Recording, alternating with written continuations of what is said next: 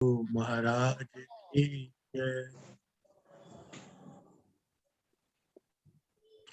ओ दाजने भाजो रे वाला मारा अंगनी, जेम मुने थाए करार, सुंदर धनी रे सुहामना, विरहा ना खमाए जीवना आधार। विरहा न खमाए जीवना आधार। मेरे मन को मुग्ध करने वाली अति सुंदर मेरे धनी, मेरे मन को मुग्ध करने वाले अति सुंदर मेरे धनी, आप ही मेरे जीवन के आधार हैं। अब आपके विरह का कष्ट सहा नहीं जाता। मेरे हृदय में दहकने वाली विरह की अग्नि को बुझाकर दर्शन का सुख दीजिए, जिससे मुझे शांति मिल जाए। ऐसा का सारा इसमें विरह में कटौती में अलग अलग ऋतुओं का वर्णन, और उस हर एक ऋतु में आ, किस प्रकार विरह आता है, चाहे वो वर्षा ऋतु है, चाहे वो शीत ऋतु हो, चाहे वो बसंत ऋतु हो। तो उस तरह से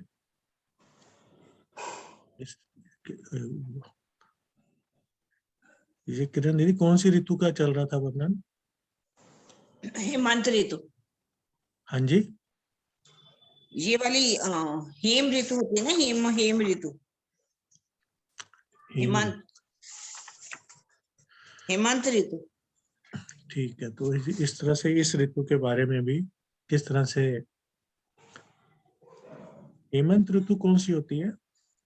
हाँ जी, जब ये बारिश वाली नवंबर दिसंबर आता है ना, नवंबर दिसंबर, जब चारों तरफ बारिश और बर्फ ही ठंड के बर्फ बीच? जम जाती है। नहीं नहीं नहीं, बारिश खत्म हो जाती है।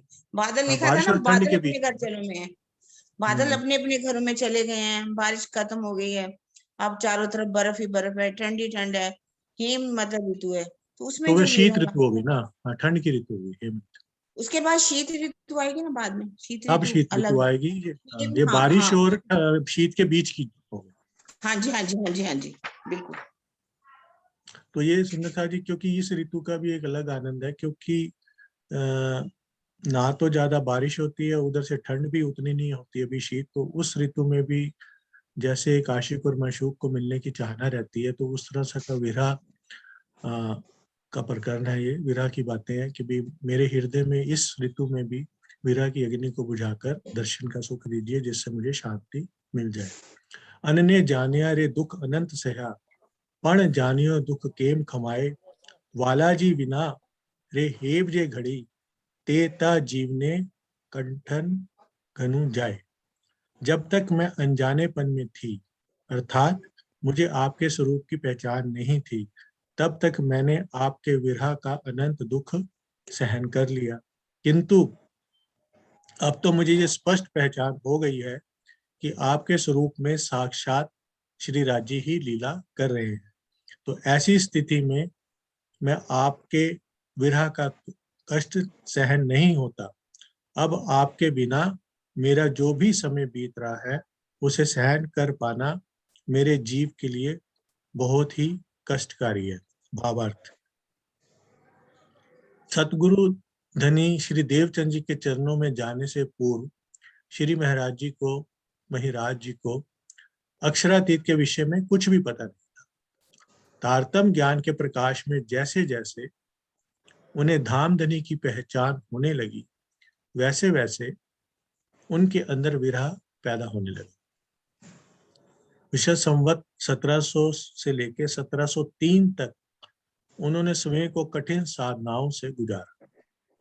इस समय आड़ी का लीला तथा चर्चा के प्रभाव से ये तो पता था कि श्री राजी सतगुरु धनी श्री देवचंद जी के द्वारा ही जागने लीला कर रहे हैं, किंतु ये बोध नहीं था कि साक्षात उन्हीं के रूप में लीला कर रहे हैं। बालबाई की मध्यस्थता में सतगुरु धनी श्री देवचंद जी के द्वारा पहचान दिए जाने पर उन्हें विश्वास तो हो गया, किंतु कुछ धुंधलका था। यानी कि आड़िका लीला, ये सारी चीजें देख के उन्हें ये तो यकीन था कि सतगुरु धनी देवचंद जी के अंदर ही सारे राज्य महाराज लीला कर रहे हैं, पर फिर भी बस वही बात उनको खाती थी कि भी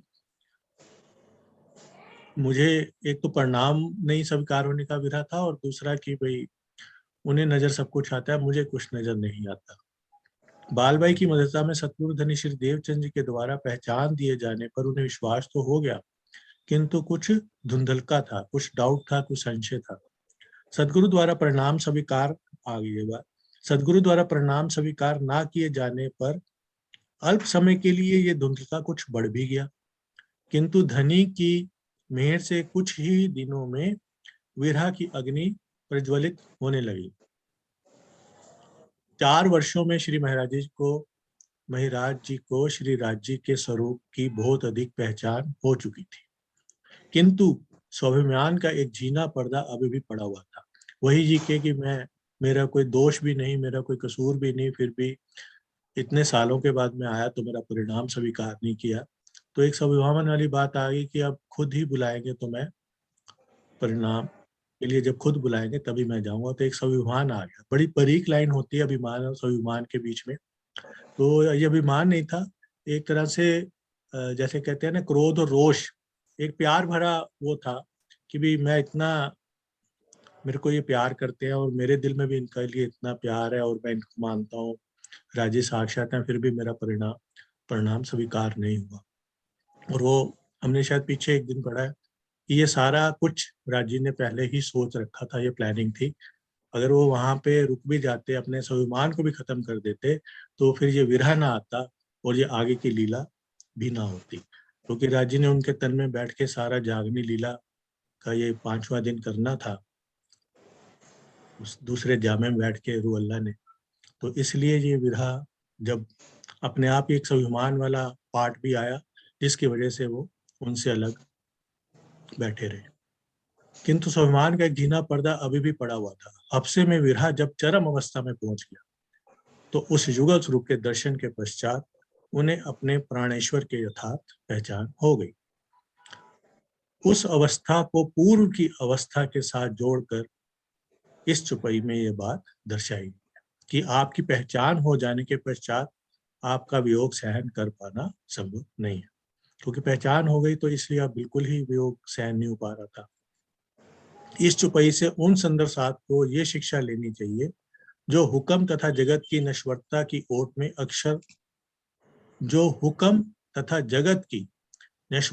ओट में अक्षरातीत को इस नश्वर जगत में आना मानते ही नहीं। जो सुंदर साथ ये विश्वास ही नहीं करते कि भी संसार में ऐसे अक्षरातीत इस तरह से जोश और वेश के रूप में आ सकते हैं, तो उनको थोड़ा सा इस चीज से शिक्षा लेनी चाहिए। यदि श्री राज्य इस जगत में आए ही नहीं, तो ब्रिज एवं जागने की लीला किसने की?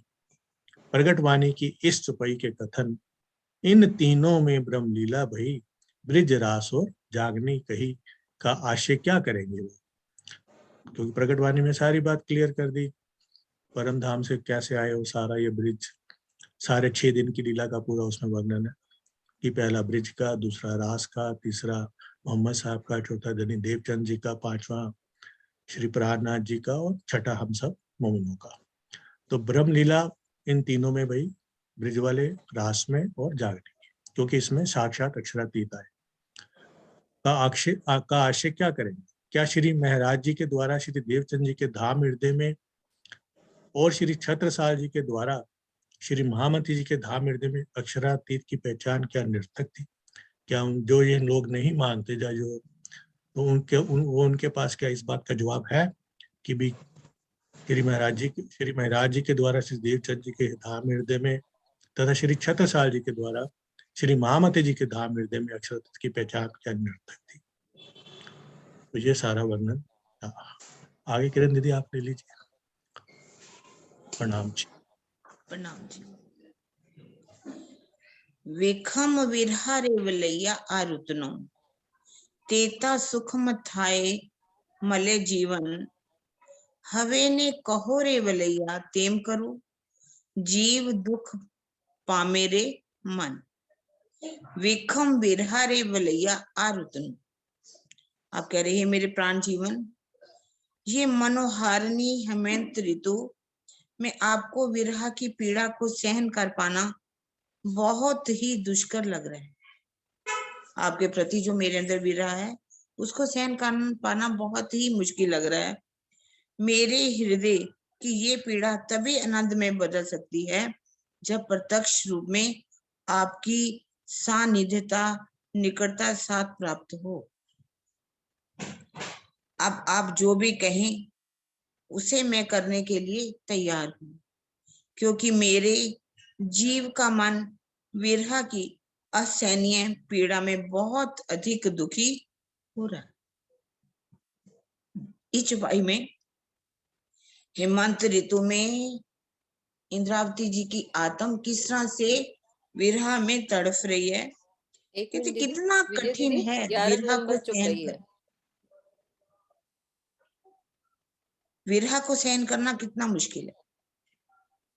कहती मेरे हृदय की जो पीड़ा है आनंद में कैसे बदलेगी जब आपकी मुझसे सानिध्यता होगी, आपका मिलन मेरे साथ होगा।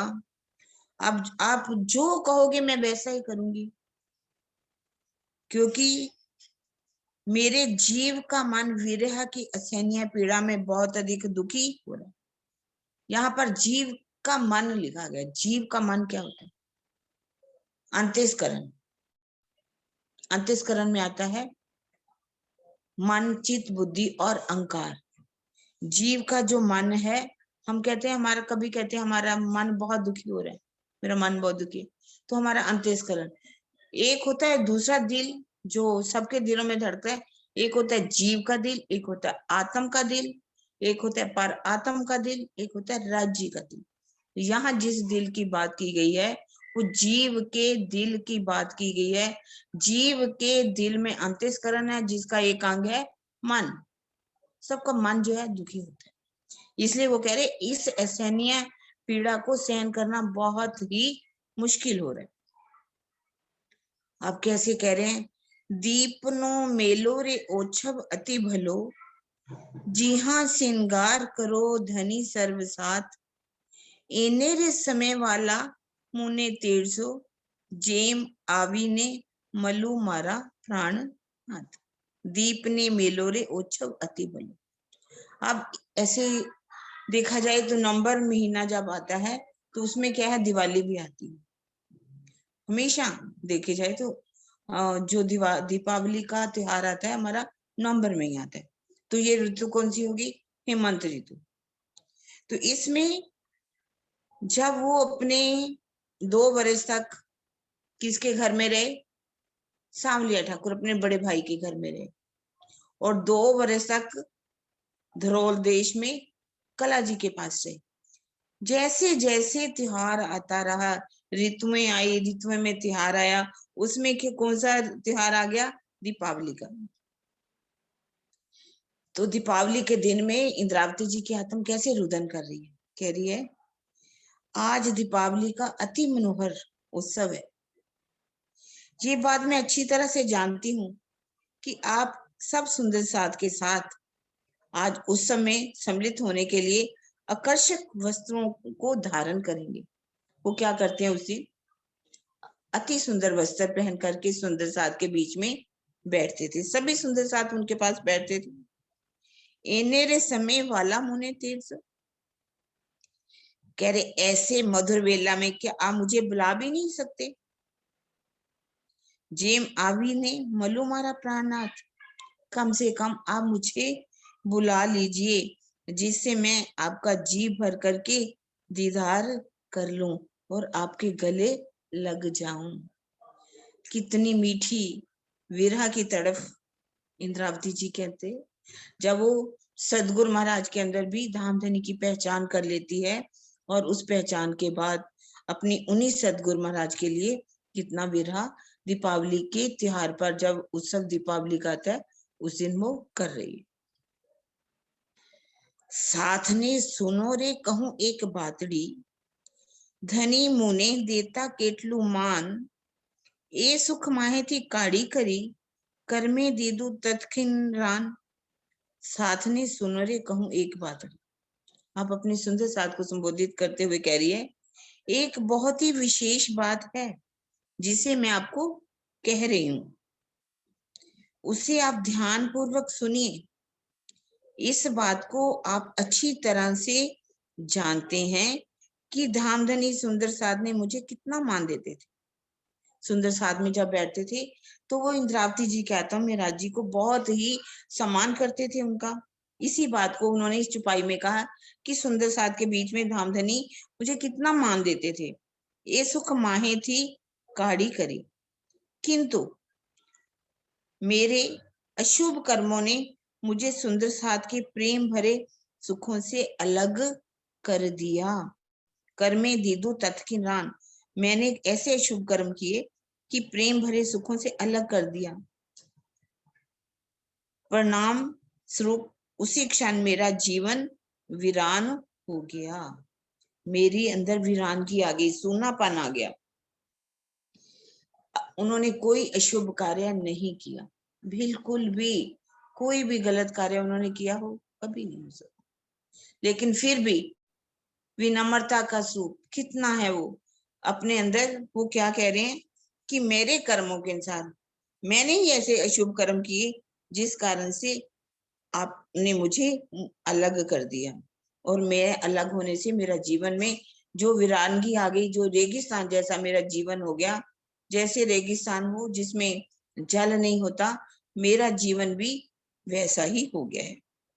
सदगुरु धनी देवचंद्र जी श्री महाराज जी से बहुत अधिक आत्मिक प्रेम करते थे, जिससे सुंदर साध श्री महाराज जी को बहुत अधिक सम्मान की दृष्टि से भी देखता था।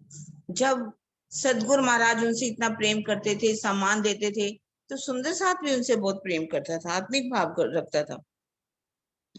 इसे ही सदगुरु द्वारा मान देना कहा गया है।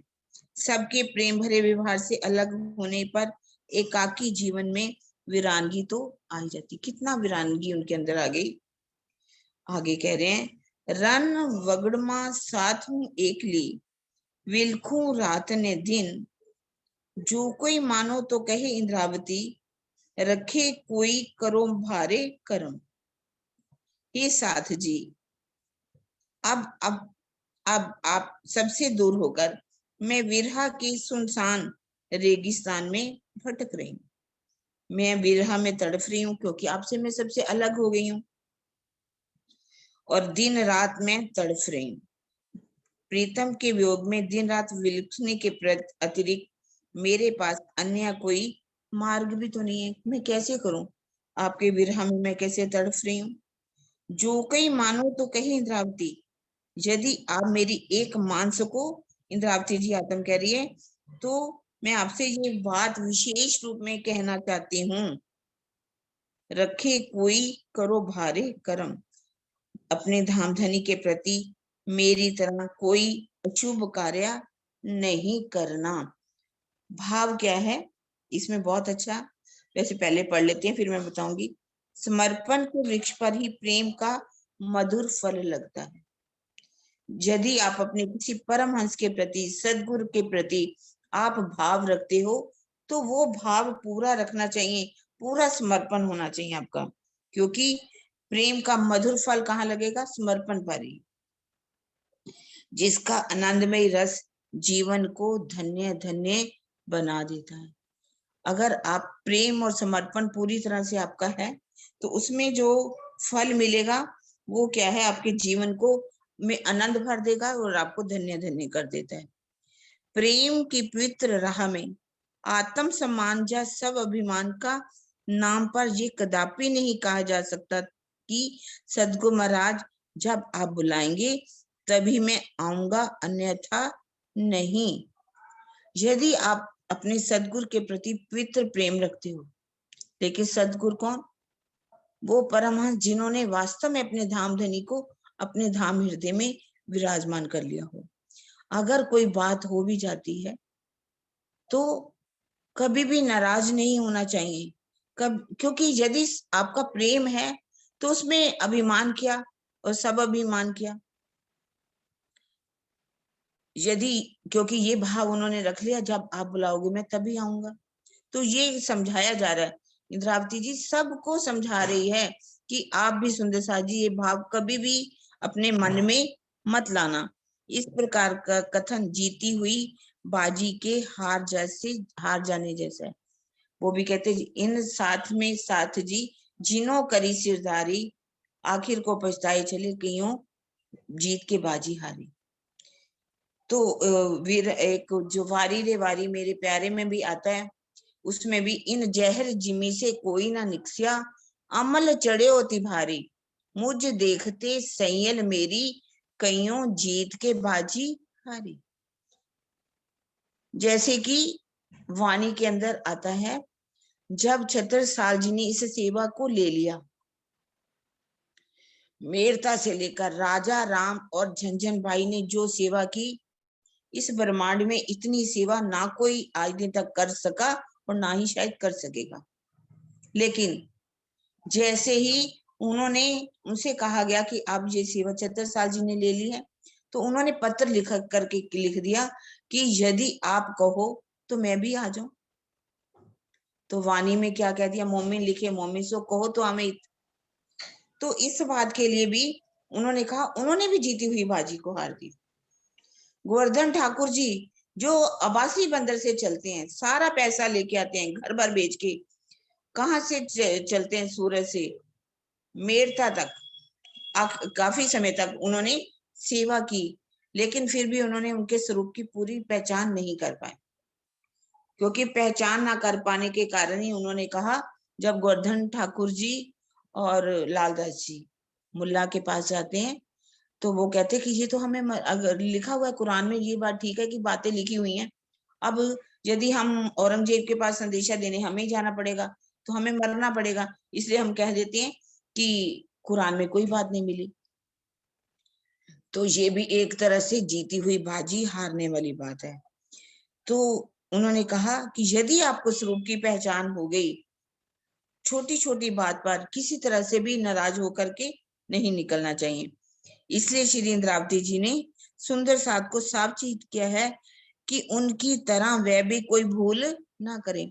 जैसे मैंने भूल कर दी, मैंने अपना स्वाभिमान को जागृत कर लिया, तो आप इस तरह से भूल नहीं करना, क्योंकि समर्पण और प्रेम के मार्ग में स्वयं का अस्तित्व ही नहीं होता। जब आपकी मैं है ही नहीं, तो फिर काहे का आपको अभिमान और क्या स्वाभिमान। इसलिए कह रहे स्वाभिमान और आत्म सम्मान जैसे शब्द बीच में कहाँ आ जाते हैं, नहीं आने चाहिए। वस्ती बसेरे सुंदर सुहामनी, धनी बैठा नौतनपुरी माहे, एहजपुरी माहे अमे रहूं, पण कर्मे न दिए मेलो क्या है। इस मनभावनी नौतनपुरी नगरी में लोगों को बहुत ही सुंदर सुंदर बस्तियां बसी हुई, आप इस पुरी में विराजमान हैं तथा मैं भी इसी में ही रह रही हूँ, किंतु अपने अशुभ कर्मों के कारण ही मेरा आपसे मिलन नहीं हो पा रहा है।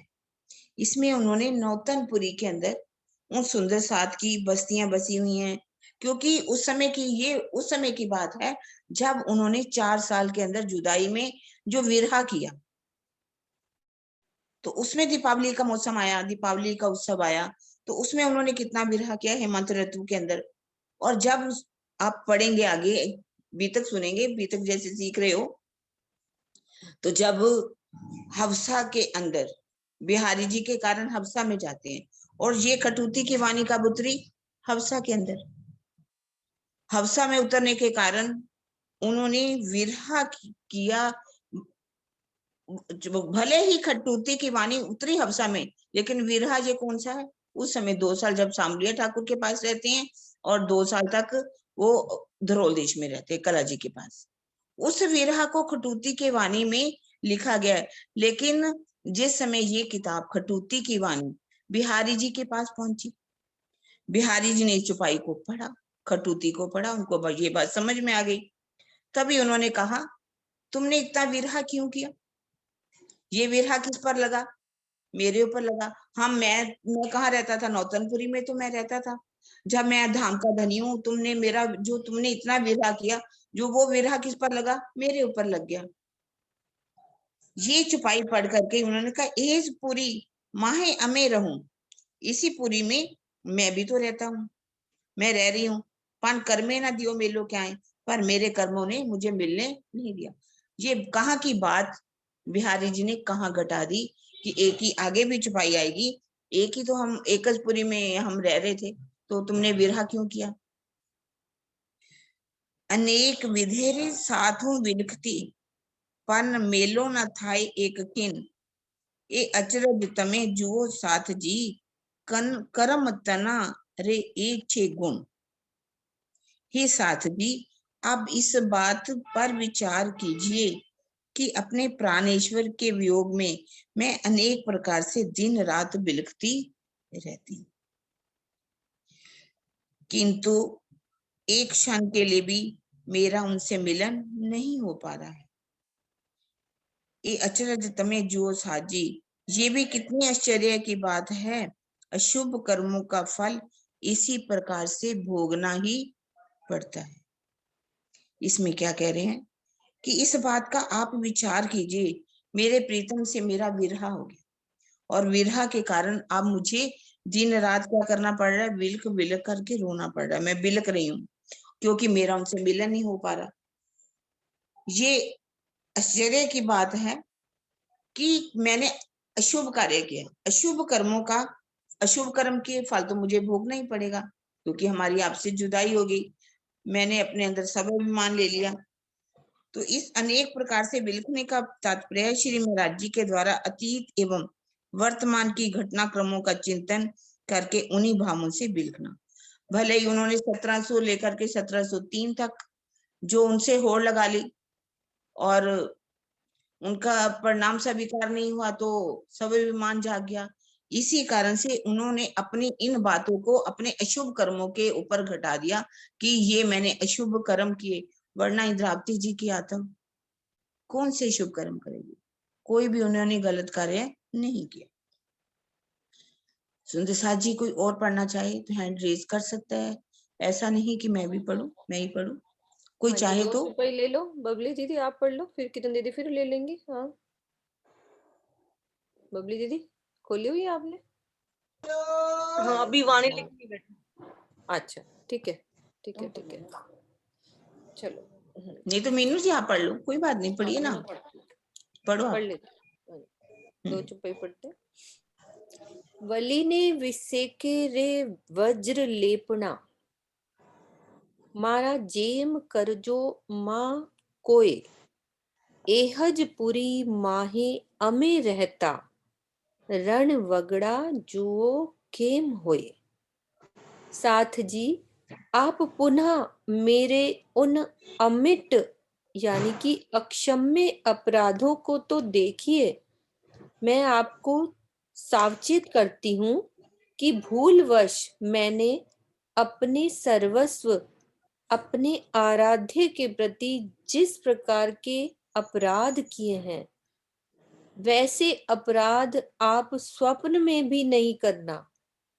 जरा देखिए तो, एक ही पुरी में हम दोनों रह रहे हैं, किंतु कैसे मेरा जीवन उस सूने रेगिस्तान की तरह हो गया है, जिससे प्रेम की हरियाली के दर्शन कर पाना मात्र कल्पना की वस्तु लगती है।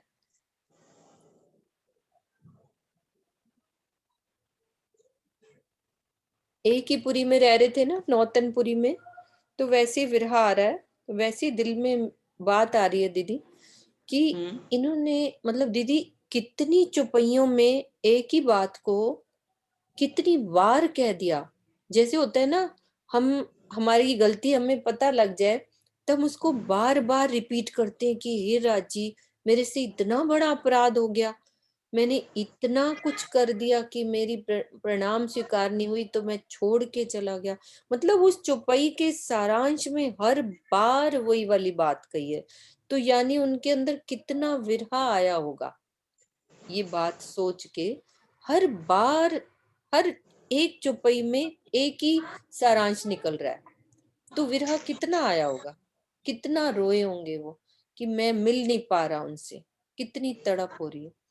तो और हमारे अंदर क्या विरह है दीदी, इतनी वाणी पढ़ रहे हैं हम, इतनी चर्चनी, इतनी चितवन, और ये भी पता है कि मेरे दिल में राजी महाराज अर्श दिल में ही बैठते हैं ना, लेकिन हमें ना तो राजी से बात करने का एकांत में मन करता है, ना सुनने अंदर से, मैं अपनी बता रही हूँ कि इतना विरहा एक बूंद भी नहीं आता। आता होगा तो 1 मिनट में राजी आने ही नहीं देते, एक क्षण के लिए। एक क्षण के भी कभी आए ना तो राजी ज्यादा रोने ही नहीं देते। कि कितना विरह किया उन्होंने।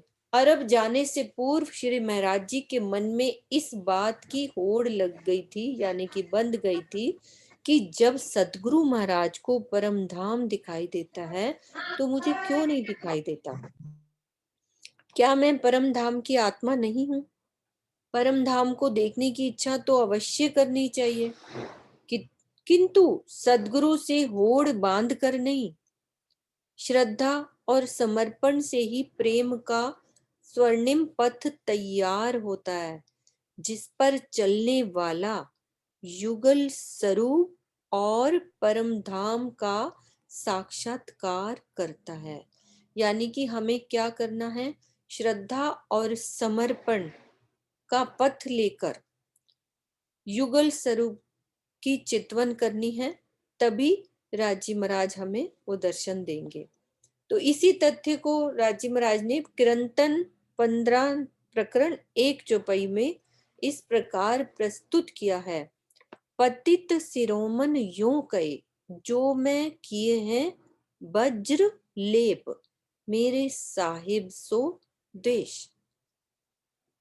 इस चौपाई को अभी दीदी करवाएंगे अच्छे से। इस चौपाई को दीदी से हाँ, ये मैं अर्थ इसका पढ़ लूं। हाँ, पढ़ लो। इसी प्रकार अरब से लौटने पर प्रणाम स्वीकार न किए जाने की स्थिति में श्री महाराज जी से आत्मसम्मान और स्वाभिमान के नाम पर दूसरा अपराध हो गया। इसी का वर्णन इन चौपाई में हो रहा है। तो पतित शिरोमन यों कहे, दीदी इसका वर्णन करो, ये चौपाई बड़ी अच्छी है।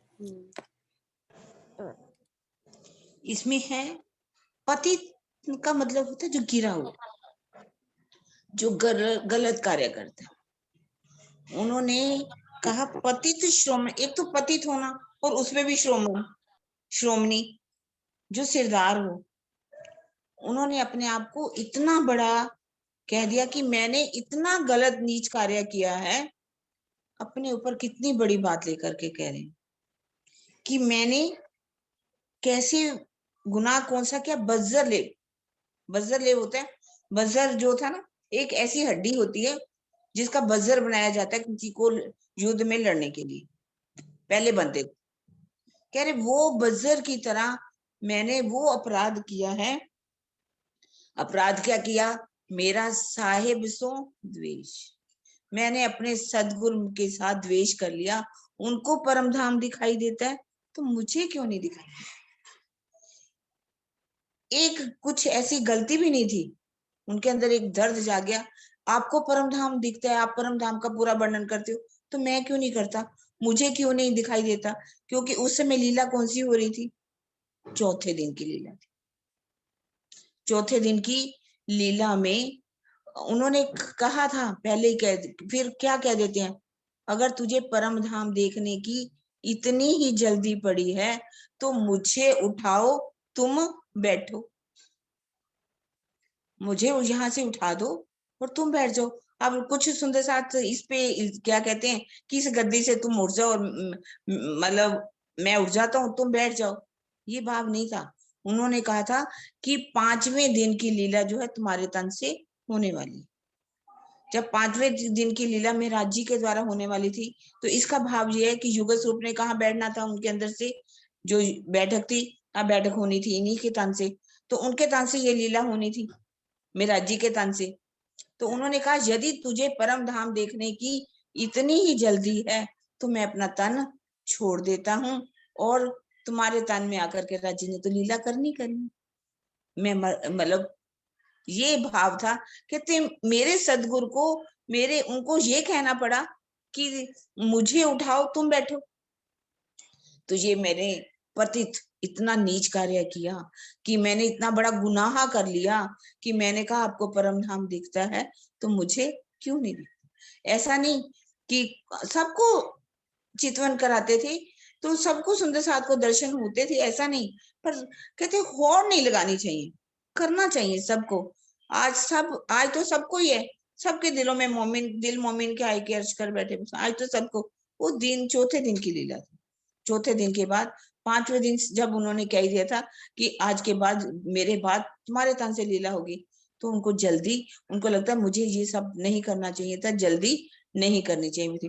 तभी उन्होंने कहा पति श्रोमण योगी, मैंने वो पतितों वाला काम किया, गिरा हुआ काम किया, नीच कार्य और मैं उनमें सिरदार कहलाए। आगे छुपाई अगर इस प्रकरण को पढ़ेंगे, बहुत जबरदस्त प्रकरण। सूरदास जी ने भी अपने आप को पतित कहा, लेकिन सूरदास जी भी, उनको अपनी ना निस्बत की पहचान थी, ना मतलब और भी कोई उनको पहचान नहीं थी, खिलवत की पहचान नहीं थी, मार्फत हकीकत की तो क्या पहचान थी। उन्होंने अपने शब्द जरूर लाया पतित का, लेकिन कहते मेरे जैसा पतित कोई भी नहीं है। उन्होंने अपने आप को श्रोमणी कह दिया, पतितों में श्रोमणी। चलिए आगे। सबसे ज्यादा है ना, सबसे बड़ा अपने को कितना उन्होंने डाउन टू फॉल, नीचे गिरने वाली विनम्रता इतनी है अंदर। अपने पर कभी किसी सुंदर सा वाणी पूरी पढ़ेंगे, सुंदर साथ को कभी कुछ नहीं कहा। अगर उन्होंने कुछ कहा भी है तो बड़े इशारे से कहा, शाबाश मेरी अरवाहों को, शाबाश हेड़े सखत, शाबाश तुम्हारी निस्बत, शाबाश तुम्हारी टिकोरा के चरण। इस तरह से उन्होंने कहा, शाबाश दे करके कहा। ये नहीं कहा कि तुम ऐसा कर रहे हो, अपनी निस्बत की पहचान नहीं कर रहे, तुम्हारी इतने हेड़े सखत हो गए, लेकिन शाबाशी दे करके कहा, इशारे में कहा। हमारे एक पंजाबी में जैसे कहते हैं ना, समझावे नूनू कवे तीन, है ना। कहा तो हम सुंदर साथ के लिए सब कुछ है, पर उन्होंने अपने ऊपर लेकर के, अपनों को तो कुछ कहा जा सकता है ना, अपनों को डांट सकते, दूसरों को तो नहीं कुछ कह सकते ना।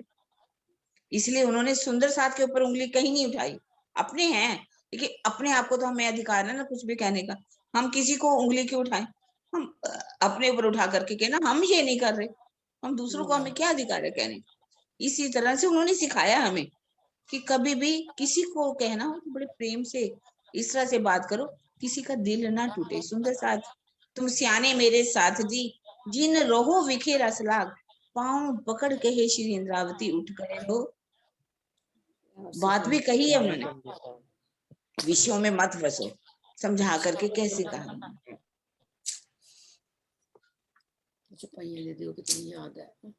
चलिए आगे। एणे सर्वे वज्र लेपना, दुखने दीठा रे अनेक, हवेने वाला जी रे दया करो, तो टले मारो वज्र लेप। मैंने अपने इन अपराधों गुनाहों के कारण ही विरह के अनेक भयंकर दुखों को देखा है। मेरे प्राण वल्लभ, आपके विरह में विलखती हुई मुझ असहाय इंद्रावती पर अब तो दया कीजिए। आपकी कृपा की शीतल धारा ही मेरे अक्षम्य अपराधों की कालिमा दाग को धो सकती है। दयाने रखे तमे विसारो, श्री इंद्रावती अलवे रे थाय, एणे वचने वालो जी तेड़ से, अंगना आविने लाग से पाए। मेरे प्राण जीवन अक्षरातीत बहुत व्यथित होकर अब मुझे ये कहना पड़ रहा है कि आप मेरे प्रति दया से पूर्णतः रहित होकर निर्दयी हो चुके हैं। तभी तो आपने मुझे भुला दिया है। इस तरह के चुभने वाले वचन तो मैं इसलिए कह रही हूँ कि संभवतः इन वचनों से आप पिघल जाएंगे, द्रवित हो जाएंगे और मुझे बुला लेंगे। मैं तो उस शुभ घड़ी की प्रतीक्षा कर रही हूँ कि कब आप मुझे बुलाएं और मैं आकर आपके चरणों से लिपट जाऊं। मतलब हक समझ के वो वाली बात कही है ना। हाँ, हक ही समझिए ना कि एक दर्द आ जाए, शायद मेरे कटु वचन से थोड़ा नरम हो जाए। दया से दीदी जितना विरह वो कर रहे थे, उससे ज्यादा तो सदगुरु श्री देवचंद्र जी तड़प रहे थे। वो भी कितना तड़पे होंगे। वो पहले ही तड़प रहे जब उन्होंने प्रणाम स्वीकार नहीं किया, उसी टाइम ही तड़प रहे वो थे तो वो। तड़प तो उन्हीं की थी ना। दया से रहित ये व्यक्ति। राज्य की ही लीला है, ये राज्य के द्वारा ही लीला। उन्होंने हाँ। अपने ऊपर कितना बड़ा गुनाह लगवा लिया कि हाँ उन्होंने बुलाया नहीं, क्योंकि उनको विरह में तड़फा तड़फा करके ही हीरा बनाना था। उनके हृदय को इतना पवित्र करना था, निर्मल बना देना था, तभी तो धामधनी की बैठक करनी थी ना। वाणी का अवतरण कैसे होता उनके, अगर ऐसे उनको विरह में नहीं तड़फाया जाता। देखिए सदगुरु अपने ऊपर भी बड़े बड़े कलंक ले लेते हैं, ये उन्होंने कलंक तो लगवाया अपने ऊपर। ये क्या कलंक ही तो सदगुरु को लगाने पता वाली नहीं था बात है ना। कि उन्होंने चोरी नहीं की, उन्होंने गलत कोई कार्य नहीं किया, लेकिन ये राज्य की तरफ से लीला हो रही थी, होनी थी ये लीला। और कितना वो तड़फे हुए होंगे अंदर से, लेकिन बुला नहीं पा रहे, अंदर से राज्य आगे ही नहीं दे रहे, हुक्म ही नहीं दे रहे कि बुलाओ। जब आखिर का समय आया तो उन्होंने बुलाना पड़ा ना, क्योंकि बैठक उन्हीं के हृदय में करनी थी। और जब तक वो मिल नहीं जाते, उनका हृदय खुश नहीं होता, तृप्त नहीं हो जाता, तो उसके बगैर रोती हुई इंद्रावती जी के हृदय में तो विराजमान नहीं हो सकते थे। चलिए पढ़िए, इसका अर्थ पढ़िए। दया से रहित व्यक्ति निर्दयी ही कहलाता है। प्रेम एवं अपनेपन की भाषा संसार से उल्टी होती है। उसमें आदर सूचक शब्दावली का प्रयोग नहीं होता। महिमा को दर्शाने वाले आदर सूचक शब्दों का प्रयोग तो ज्ञानियों की शुष्क भाषा में ही संभव हो पाता है। प्रेम की रस भरी भाषा में निष्ठुर एवं निर्दयी शब्द हृदय की पीड़ा को व्यक्त करते हैं, इसीलिए इनके प्रयोग पर आश्चर्य नहीं करना चाहिए। जैसा कि छठ ऋतु प्रकरण 6:9 में कहा गया है, कठिनाई एवी का करो वाला हजी दया तमने ना थाए, कि तुमको दया नहीं आ रही है, इतने ऐसे कठिन आप हो गए हो। ऐसे कठोर हो गए हो। यानी कि जिसके अंदर वो दर्द होता है ना, उसकी कड़वी भाषा में भी वो दर्द झलकता है। और कई आदर्श सूचक शब्द जो होते हैं ना, अपनेपन से कहते हैं दुनिया वाले, तो वो खाली महिमा के लिए बोले जाते हैं, उसमें वो दर्द नहीं होता। शब्दावली का प्रयोग ही नहीं होता उसमें, मतलब आदर करें किसी तरह उसका। उसमें दिखावा होता है, अपनापन नहीं दिखावा होता। हो जाता है ना, जैसे फॉर्मेलिटी सी लगती है। हाँ फॉर्मेलिटी सी। अरे अरे, हम अपनों को सॉरी नहीं कहेंगे, जो बाहर का कोई होगा उसको कहेंगे सॉरी सॉरी सॉरी, है ना। हाँ। हम अपने को कुछ कहते हैं सॉरी सॉरी, कहेंगे ले। यदि कुछ कोई कर भी दे तो हम उसका थैंक यू करते हैं, नहीं क्या हो गया, तुमने किया, सुंदर सा आता है ना, तो करना चाहिए ना, हमारा फर्ज बनता है। हम थैंक यू सॉरी नहीं करते, लेकिन बाहर वालों से करते हैं, लोग भी करते हैं। कहते वो इसमें फॉर्मेलिटी नंबर बनाने की। यहाँ फॉर्मेलिटी वाली बात नहीं है, अपने पन में उनको निर्दयी कह रही है कि आपको दया नहीं आ रही।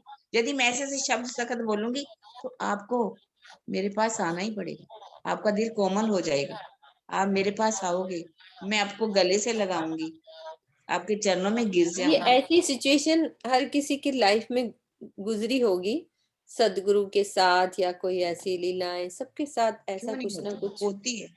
होता है। ये बीती हुई हैं बातें, अब वर्णन में नहीं आ रही हैं, बाकी दिल में बहुत चल रही हैं कि ऐसा हमारे साथ भी हुआ था, ऐसा होता है। हाँ जी। शीत ऋतु, मगसर और पोष पढ़े ना दीदी, अभी टाइम है। शीत ऋतु, अभी तो है 15 मिनट। हाँ। राग धनाश्री, शीत ऋतु, शिशिर, पोष और माघ, ये महीना दीदी समझाओ कौन सा होता है। ओ मग्गा कहते ये हैं होता है जनवरी फरवरी का, जैसे अच्छा। अब चल रहा है ना, ठंडी ठंडी हवाएं चल रही हैं। शीत ऋतु जब चलती है, जैसे बर्फ पड़ती है, पहले बर्फ आपने देखा पहाड़ों पे बर्फ जब पड़ती है, फिर जैसे ही थोड़ी धूप निकलती है, तो धूप निकलने पर बर्फ जब पिघलती है तो ठंडी ठंडी हवाएं वो ज्यादा ही ठंडक देती हैं। उसी महीने को पोष माह कहा गया है ना। जनवरी और फरवरी का ये महीना होता है, उसी ऋतु को ठंडी हवाएं जब चलती, शीत ऋतु, शीत ऋतु अब चल रही है। 15 दिसंबर के बाद पो शुरू हो जाता है ना, कहते पो में शादियां नहीं होती। प्रणाम जी। हाँ जी हाँ जी। वही वाला पो में पो। शादी नहीं होती ना, फिर ये लोहड़ी से माघ शुरू होता है। पंजाबी में कहते हैं ना पोत मगर। हाँ तो ये हाँ, ना पो पोष माघ दिखा 15 दिसंबर तो पोष शुरू हो जाता है। ते लोहड़ी के बाद माघ, ये माघ का महीना चल रहा है, ये 15 को माघ का खत्म होगा। प्रणाम जी। प्रणाम जी। शीत की अधिकता के कारण इसे शिशिर ऋतु भी कहते हैं। अंग्रेजी गणना में ये समय जनवरी फरवरी का होता है। इस प्रकरण में प्रकृति के शीतल दृश्यों की शोभा का वर्णन करते हुए उल्हाने के रूप में ये बात दर्शाई गई है कि अभी भी उनके हृदय में विरह की ज्वालामुखी क्यों धधक रहा है। शीत रुत पियोजी तम बिना मुने अति अलखामणी थाए, वायरे उतर केरो वावरो तेता मारे तरवारे गाए। मेरे राज रसिक मेरे श्याम श्यामा कब आओगे। मेरे राज रसिक आपके बिना यह शीत ऋतु मुझे बहुत ही कष्टदायी लग रही है। उत्तर दिशा में स्थित हिमालय की ओर से आने वाली अति शीतल हवाओं के झोंके जब मेरे शरीर में लगते हैं तो ऐसा प्रतीत होता है जैसे ये तलवार के भयंकर पहाड़ों से मुझे मार रहे हैं। जिस प्रकार एक सोत अपने तीखे वचनों से अपनी प्रतिद्वंदी स्त्री के हृदय को विदीर्ण कर देती है, यानी कि फाड़ देती है। जो एक सौतन होती है ना, वो अपने दूसरी जो इसकी स्त्री होती है ना, उनके ऐसे शब्द मारती है ना कि उसका दिल फट जाता है। उसी प्रकार अपने प्रीतम परमात्मा के साथ अटखेलियां करती हुई प्रकृति अपनी शीतल हवा के झोंकों से श्री इंद्रावती जी को मर्माहत करती हुई कहती हैं कि देख इंद्रावती, तू तो अपने प्रीतम के विरह की ज्वालाओं में जली जा रही है, जबकि मैं सुहागिन यानी कि प्रकृति अपने प्रीतम के साथ आनंद विहार कर रही है। इसी घटनाक्रम को श्री इंद्रावती जी विलख विलख कर अपने प्राणेश्वर से कह रही हैं कि धाम धनी, शीतल हवा का हर झोंका मुझे ताने मारते हुए गुजर जाता है, किंतु आपको हो क्या गया है जो मेरी गर्म गर्म आहों से भी आप पिघलते नहीं हो। देखो सुंदर सा जी, टीके में कितना दर्द, जो ये भावार्थ में शब्दों में कितना दर्द है, अर्थ के बाद जो भावार्थ के शब्द कितने दर्द से लिखे गए हैं। वही लिख सकता है जो इस दर्द से गुजरा हो। मैं यही कहना चाह रही थी कि जिसको ये आग लगी होगी ना, जिसने वो तड़प ध्यान में सही होगी ना, जिसको दर्शन में तड़प मिली होगी ना, उसके शब्दों में ये चीज आएगी जो उन्होंने भावार्थ में लिखे हैं। हो ठाड़ी ने रुतरे वाला जी सीतनी, ठाड़ी ने भीनी थाए रात, एणी रुते केम विसारिये, अर्धांग तुम्हारी श्री प्राणनाथ। मेरे प्राणनाथ, यह शीत ऋतु रात्रि के समय तो भयानक रूप से ठंडी है ही, दिन में भी बहुत शीतल है।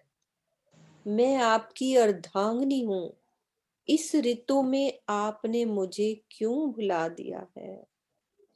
श्री इंद्रावती जी अपने मूल संबंध की याद दिलाते हुए यह उल्हाना देती हैं कि मेरे सर्वस्व, मेरे जीवन के आधार, मेरे प्राणेश्वर, आपकी अर्धांगिनी होने के कारण मुझे आपकी प्राणेश्वरी कहलाने की शोभा प्राप्त है। ऐसी अवस्था में क्या आपको यह अधिकार है कि आप मुझे भुलाए रखें और विरह की अग्नि में तिल तिल करके जलाते रहें।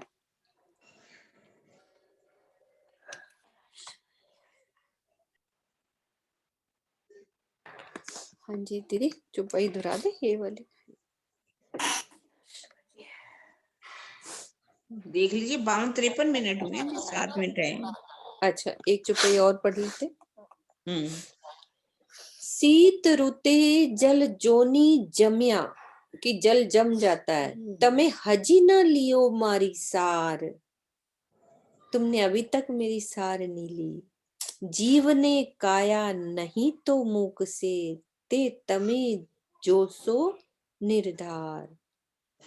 इस भयंकर शीत ऋतु में जल भी जमकर बर्फ बन गया है, किंतु आप निष्ठुरता का प्रदर्शन करते हुए अभी भी मेरी शुद्धि नहीं ले रहे हो। यदि यह स्थिति बनी रही तो मेरा जीव इस शरीर का परित्याग कर देगा। यानी कि लास्ट बात उन्होंने कह दी कि यदि आप ऐसा करते रहोगे तो मेरा जीव ये शरीर त्याग देगा। मुझे ऐसा लगता है आप निश्चित रूप से वही दिन देखना चाहते हैं। शीत ऋतु में बर्फ से ढका हुआ प्रकृति का मनोरम दृश्य दिखाई देता है, जबकि श्री महाराज जी के हृदय में विरह का धधकता हुआ ज्वालामुखी उनकी आंखों से आंसुओं का लावा बहा रहा है। यानी कि जब हिमालय पे बर्फ जमी होती है शीत ऋतु में, लेकिन उस शीत ऋतु में श्री महाराज जी के दिल में वो ज्वालामुखी बनकर वो आंसू निकल रहे हैं उस ठंड में। दया, प्रेम और करुणा के सागर कहे जाने वाले अक्षरातीत जब इस अवस्था में भी द्रवित नहीं होते तो श्री इंद्रावती जी प्रश्न करती हैं कि क्या मेरे शरीर के छूटने के पश्चात ही आपको मेरी याद आएगी? दुख ने दोहेला घना भोगवा, पण विरहा दुख में ना खमाए। जीवड़ो रुए निस दिन पियो बिना, आसुड़ाते अंग न माए। मेरे धनी, यद्यपि मैंने अपने जीवन में असहनीय दुखों को सरलता पूर्वक सहन कर लिया है, पहले उनको जो दुख आए जीवन में, किंतु विरहा का यह दुख अब सहन नहीं हो पा रहा। यदि बीतक में देखें तो उन्होंने कितने कितने सुख दुख सहन करे थे महाराज जी ने, लेकिन विरह के सामने वो कुछ भी नहीं है। देखा जाए तो फूलबाई का त्याग करना कोई छोटी मोटी बात है। मतलब ये दुख बताओ उनके दीदी क्या क्या किया उन्होंने। अरब देश में गए तो वहां पर उनको मारने की पूरी तैयारी हो गई थी शेख सल्लाह के द्वारा कि इनको समाप्त कर दिया जाए। और फिर दुख क्या है, ये भी उनको गोवर्धन उनके भाई थे, उनका शरीर 1700 में छूट जाता है, तो भाई का भी दुख उनको सहन करना पड़ता है। और उसके बाद फूलबाई का त्याग, एक बिना निरपराध को उनको छोड़ना पड़ेगा। कैसे निरपराध थे, कोई उनका अपराध तो था ही नहीं। और आगे तो चलेंगे तो कितने दुख सहन करने पड़ेंगे, भीख मांगनी पड़ेगी, कभी इधर जाना पड़ेगा, वैरागी भेष धारण करना पड़ेगा। दुखों का तो कोई, पर ये जो विरह का दुख है वो कहते हैं वो असहनीय है, ये सहन। और तो दुख सहन किए जा सकते हैं, अपना यदि कोई दुख दे तो वो सहन नहीं करता। आप मेरे पास नहीं आ रहे, आप मेरे गले नहीं लग रहे, आप मुझसे प्रेम नहीं कर रहे, आप मुझे दीदार नहीं कर रहे, तो यदि नहीं करोगे तो मेरा ये शरीर छूट जाएगा। जब शरीर छूट जाएगा तो उसके सामने आप आओगे भी बाद में, तो क्या होगा? तभी तो वाणी में कह दिया, जब आह छूटी अंग में, श्वास भी छोड़े अंग, तब तुम पर्दा टाल के दियो मोहे अपनो, मैं तो अपना दे रही पर तुम ही राख्या जीव, बल दे आप खड़ी करी कछु कारज अपने।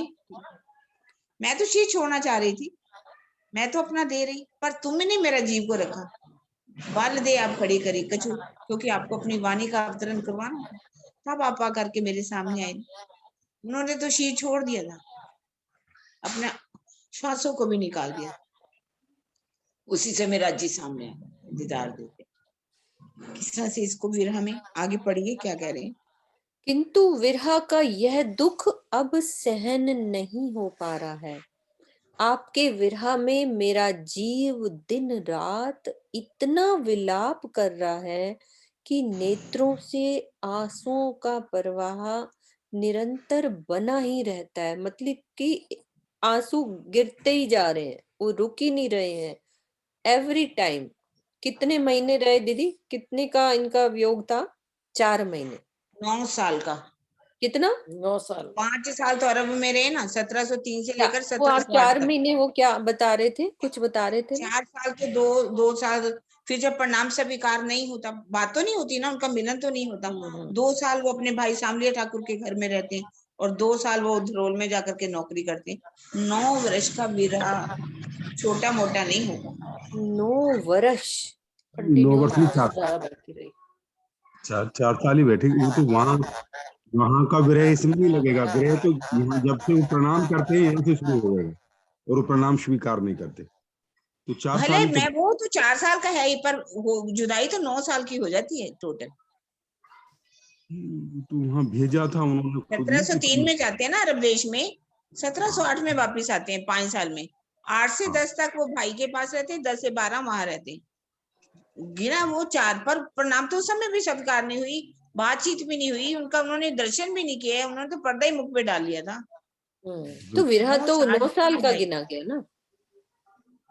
हाँ जी, वो 9 हो साल सकता है उनके कहने से ही। तो वहां तो इतना पता नहीं था कि ऐसा हो जाएगा कि वो प्रणाम करेंगे नहीं लेंगे। जब यहाँ प्रणाम करते हैं और तब वो देखते हैं कि वो प्रणाम नहीं कर रहे, तो तब उनको विरह होता है कि मैं 5 साल इतनी कष्ट, मतलब वहां पर इनके हुक्म से गया हूँ, और जैसे सदगुरु का हुक्म था, और उसके बावजूद भी मैं अब वहां आया हूँ तो मेरा प्रणाम स्वीकार नहीं करे। उन्हें इन चीजों का भी नहीं पता था कि ये चोरी का इल्जाम लग जाएगा, या ये कुछ उनको जानकारी नहीं थी। जब वो आए तब बाद में उनको पता पड़ा कि भाई वो ये सारा का सारा जो है वो श्याम जी ने और बिहारी जी ने ये सब कुछ। सुनिए, आवाज कैसे आ रही है बीच में?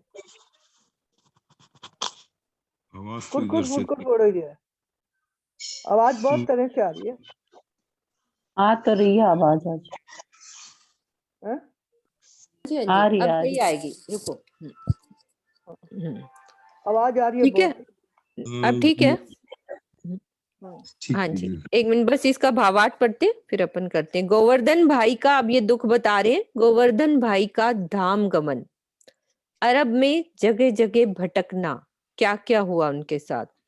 बिहारी जी के द्वारा धन चोरी का आरोप झेलना, इतने तरह के दुख, एवं बालमई के दबाव में सदगुरु महाराज के द्वारा प्रणाम स्वीकार न किया जाना श्री महाराज जी के लिए कष्टकारी रहा। इन कष्टों को श्री महाराज जी ने सरलता पूर्वक सहन कर लिया, किंतु अपने धाम धनी का वियोग उनके लिए असहाय हो गया।